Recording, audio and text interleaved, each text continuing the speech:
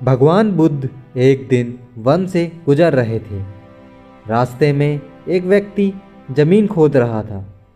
बुद्ध विश्राम के लिए वृक्ष के नीचे बैठ गए। उस व्यक्ति को खोदते खोदते एक कलश मिला। कलश में हीरे जवाहरात भरे हुए थे।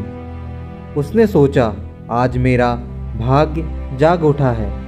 उसने कलश बुद्ध के चरणों में रखा तथा कहा, आपके आशीर्वाद से ही मुझे ये अकूत दौलत प्राप्त हुई है। मैं इसमें से कुछ रत्न आपको भेंट करना चाहता हूँ। बुद्ध ने कहा, तुम्हारे लिए ये दौलत है, किंतु मेरी दृष्टि में यह विष के समान है। बिना परिश्रम के मिला धन विष ही होता है। वह व्यक्ति नाराज होकर कलश लेकर चला गया। उसने हीरे जवाहरात बेचकर संपत्ति खरीदी और दरिद्रता से धनवान हो गया। किसी ईर्ष्यालु ने राजा से शिकायत कर दी कि जमीन में दबा धन राजकोष का होता है।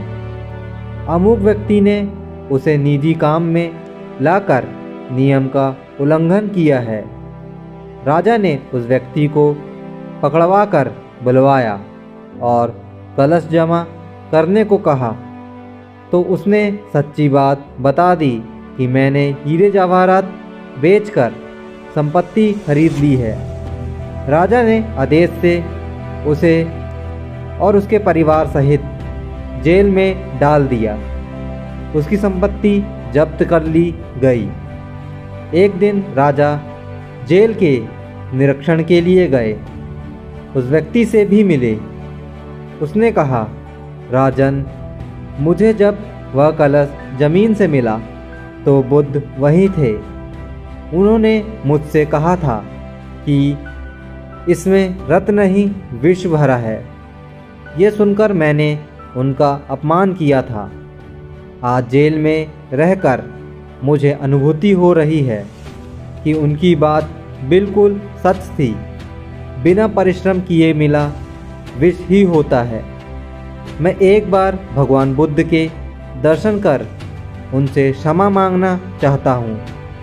राजा ने भगवान बुद्ध को ससम्मान राज में आमंत्रित किया। जेल से निकालकर उस व्यक्ति को बुद्ध के पास ले गए।